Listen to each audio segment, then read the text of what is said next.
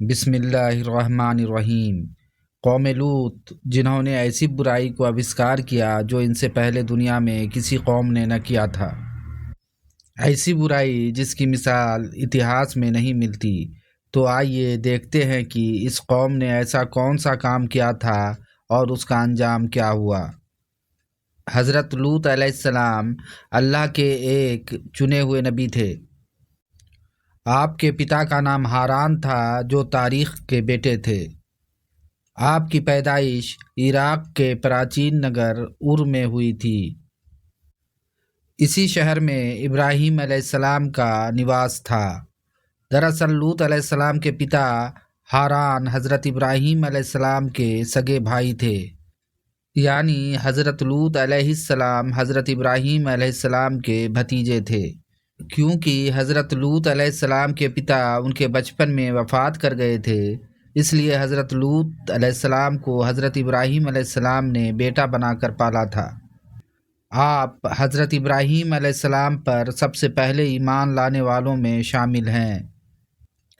آپ کو حضرت ابراہیم علیہ السلام کے زمانے میں سدوم کے لوگوں کے مارگ درشن کے لیے پیغمبر بنایا گیا۔ حضرت لوط علیہ السلام کے بہت سارے چمتکار ہیں۔ آپ جس وقت بارش کے لیے دعا کرتے تھے تو آسمان بادلوں سے بھر جاتا اور خوب بارش ہوتی تھی۔ حضرت لوط علیہ السلام جس پتھر پر سر رکھ کر سوتے، اس پتھر پر آپ کے سر مبارک کا نشان بن جاتا تھا۔ سدوم وہ علاقہ تھا جہاں لوط علیہ السلام کو بھیجا گیا تھا۔ سدوم کے آس پاس 5 اتینت ہی سندر نگر آباد تھے، جن میں سے پرتیک کی جن سنکھیا 1,00,000 ویکتی سے زیادہ ہی تھی۔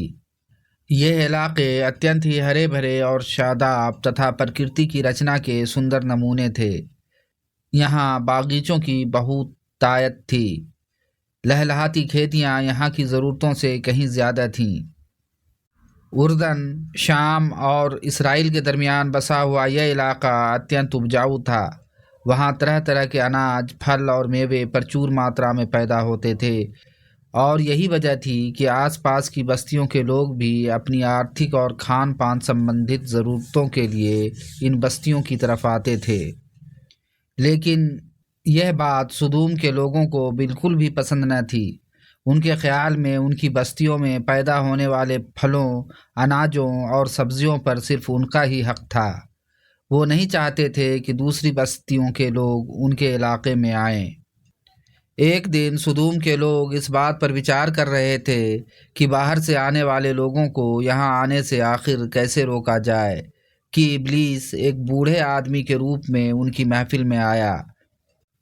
اس نے کہا، اگر تم ان سے پیچھا چھڑانا چاہتے ہو تو میرے کہنے پر عمل کرو۔ اس اجنبی کی بات لوگوں نے بہت دھیان سے سنی۔ ابلیس نے کہا، میں کل بتاؤں گا۔ دوسرے دن ابلیس ایک خوبصورت جوان لڑکے کی بھیس میں آیا اور انہیں اپنی عورتوں کے بجائے مردوں کے ساتھ برا کام کرنا سکھایا۔ ابلیس نے کہا کہ اگر تم ان بستیوں کے لوگوں سے چھٹکارا پانا چاہتے ہو جو تمہاری بستی میں آ جاتے ہیں تو ایسا کرو کہ جب بھی کوئی شخص تمہارے علاقے میں آئے تو تم لوگ زبردستی اس کے ساتھ اپنی خواہش پوری کرو۔ اس طرح یہ لوگ اس بستی میں آنا چھوڑ دیں گے۔ اپنی نفسانی خواہش کے لیے مردوں کا مردوں کے ساتھ برے کام کرنا اس قوم کا دستور بن گیا تھا۔ یہاں بے حیائی عام ہو گئی تھی۔ شاشک، سردار، دھنوان، ہر ورگ کے گھر گھر یہ پرتھا پھیل گئی تھی۔ بھری محفل میں یہ لوگ اس گندے کام کو کر کے خوش ہوتے تھے۔ کوئی بھی محفل اس کام کے بغیر ادھوری سمجھی جاتی تھی۔ خاص کر مسافروں میں سے کوئی خوبصورت لڑکا ہوتا تو یہ لوگ اسے اپنا شکار بنا لیتے۔ تلمود میں لکھا ہے کہ سدوم کے لوگ اپنے دینک جیون میں سخت ظالم، دھوکے باز اور بے ایمان تھے۔ کوئی مسافر ان کے علاقے سے خیریت سے نہ گزر سکتا تھا، کوئی غریب ان کی بستیوں سے روٹی کا ایک ٹکڑا نہ پا سکتا تھا۔ اکثر ایسا ہوتا تھا کہ باہر کا آدمی ان کے علاقے میں پہنچ کر بھوک سے مر جاتا تھا اور یہ اس کے کپڑے اتار کر ان کی لاش کو ننگا دفن کر دیتے تھے۔ اپنی گھاٹی کو انہوں نے ایک باغ بنا رکھا تھا جس کا سلسلہ میلوں تک پھیلا ہوا تھا۔ اس باغ میں وہ اتینت اشلیلتا کے ساتھ کھلے عام عیاشی کرتے تھے۔ حضرت لوط علیہ السلام نے انہیں ایک ایشورواد کی دعوت دی اور بدکاریوں کے اس گھنونے کرم سے توبہ کرنے کا حکم دیا۔ حضرت لوط نے کہا، تم بے حیائی کیوں کرتے ہو؟ کیا تم عورتوں کو چھوڑ کر آنند حاصل کرنے کے لیے مرد کی طرف مائل ہوتے ہو؟ حقیقت یہ ہے کہ تم مورکھ لوگ ہو۔ حضرت لوط سمود والوں کو دن رات واعظ و نصیحت کیا کرتے، لیکن قوم پر اس کا کوئی اثر نہ ہوا، بلکہ وہ بہت گرو کے انداز میں یہ کام کرتے تھے۔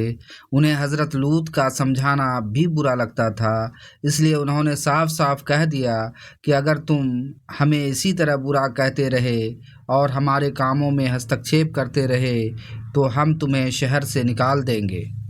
حضرت لوط نے نصیحت اور تبلیغ کا سلسلہ جاری رکھا، اس لیے ایک دن سمود کے لوگوں نے خود ہی عذاب الہی یعنی ایشوریہ دنڈ کا مطالبہ کر دیا۔ اللہ تعالیٰ نے اب تک ان کے اس بدتر اشلیلتا اور بدکاریوں کے باوجود ڈھیل دے رکھی تھی، لیکن جب انہوں نے حضرت لوط سے ایک دن کہا کہ اگر تم سچے ہو تو ہم پر عذاب لے آؤ، اس لیے ان پر عذاب الہی یعنی ایشوریہ دنڈ کا فیصلہ ہو گیا۔ اللہ نے اپنے خاص فرشتوں کو دنیا کی طرف روانہ کر دیا۔ یہ فرشتے دراصل حضرت جبرائیل علیہ السلام، حضرت میکائیل علیہ السلام اور اسرافیل علیہ السلام تھے۔ پھر یہ فرشتے حضرت لوط علیہ السلام کے گھر تشریف لے آئے۔ حضرت لوط نے جب ان خوبصورت نوعمر لڑکوں کو دیکھا تو سخت گھبراہٹ اور پریشانی میں مبتلا ہو گئے۔ انہیں یہ خطرہ محسوس ہوا کہ اگر ان کے قوم کے لوگوں نے انہیں دیکھ لیا تو نہ جانے وہ ان کے ساتھ کیا سلوک کریں گے۔ حضرت لوط کی بیوی کا نام وائلہ تھا۔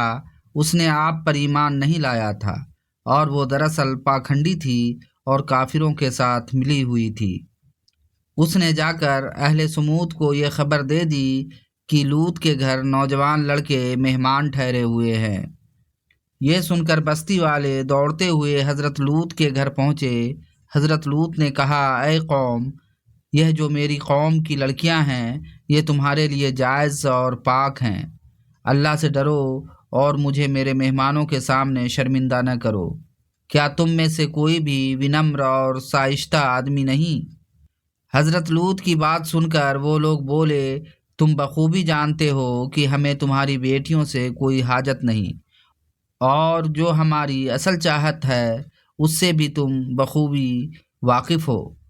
قوم لوط کے اس بے شرمانہ جواب سے اندازہ لگایا جا سکتا ہے کہ وہ برے کاموں میں کس حد تک مبتلا ہو چکے تھے۔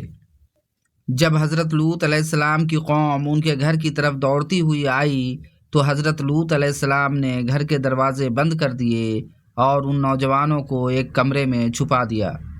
اس بدکار لوگوں نے آپ کے گھر کا گھیراؤ کیا ہوا تھا اور اس میں سے کچھ گھر کے دیوار پر بھی چڑھنے کی کوشش کر رہے تھے۔ حضرت لوط علیہ السلام اپنے مہمانوں کی عزت کے خیال سے بہت زیادہ گھبرائے ہوئے تھے۔ فرشتے یہ سب درشیہ دیکھ رہے تھے۔ جب انہوں نے حضرت لوط علیہ السلام کی بے بسی اور پریشانی کا یہ حال دیکھا تو حقیقت سے پردہ اٹھاتے ہوئے فرمایا، اے لوط، ہم تمہارے رب کے بھیجے ہوئے فرشتے ہیں، یہ لوگ ہرگز تم تک نہیں پہنچ سکیں گے۔ ابھی کچھ رات باقی ہے، تم اپنے گھر والوں کو لے کر چل دو اور تم میں سے کوئی شخص پیچھے مڑ کر نہ دیکھے۔ سمود کے لوگ حضرت لوط کے گھر کا دروازہ توڑنے پر آمادہ تھے، اس لیے حضرت جبرائیل علیہ السلام نے گھر سے باہر نکل کر اپنے پر کا ایک کونا انہیں مارا، جس سے ان سب کی آنکھوں کے ڈھیلے باہر نکل آئے اور آنکھوں کی روشنی چلی گئی۔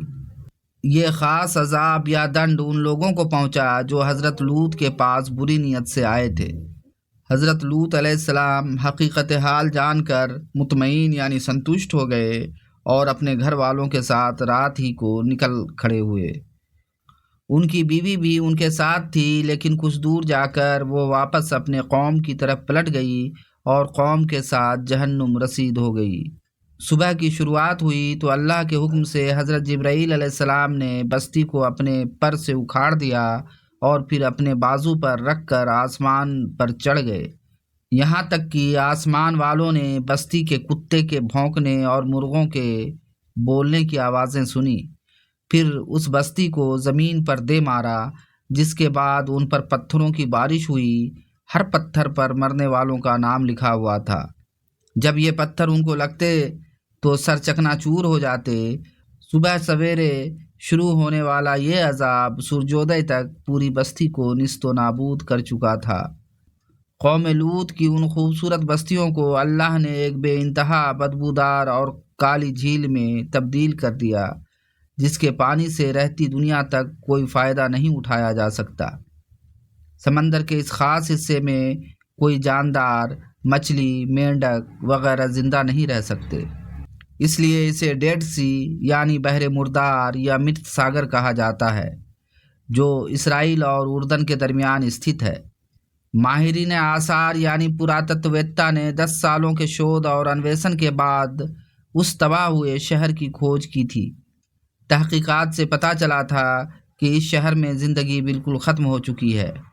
اس شہر کے راستے اور کھنڈر کو دیکھ کر پراتتویدتا نے یہ اندازہ لگایا کہ جب یہ شہر تباہ ہوا تو اس وقت لوگ روزمرہ کے کاموں میں مشغول تھے اور یہاں زندگی اچانک ختم ہو گئی تھی۔ سمود کے لوگوں جنہیں پتھر بنا دیا گیا تھا، ان کے بت ابھی تک بحر مردار کے پاس موجود ہیں، جو تا قیامت لوگوں کے لیے ایک سبق ہیں۔ آج یورپی دیشوں میں انسانی آزادی کے نام پر اس بدکاری کی اجازت دی جاتی ہے اور اس اشلیل کارج کو گرو کی درشٹی سے دیکھا جاتا ہے، مگر حقیقت یہ ہے کہ ہم جنس پرستی یعنی سم لینگکتا بالکل پرکرتی کے خلاف ہے، جس سے انسانی سماج تباہ اور برباد ہو جاتا ہے۔ روایتوں کے مطابق ایک مرتبہ حضرت سلیمان علیہ السلام نے شیطان سے پوچھا کہ اللہ کے نزدیک سب سے بدتر عمل کیا ہے؟ ابلیس بولا، جب مرد مرد کے ساتھ برے کرم کرے اور عورت عورت کے ساتھ خواہش پوری کرے۔ حضرت ابن عباس سے روایت ہے کہ رسول اللہ صلی اللہ علیہ وسلم نے فرمایا کہ اس شخص پر اللہ پاک کی لعنت ہو جو قوم لوط والا عمل کریں۔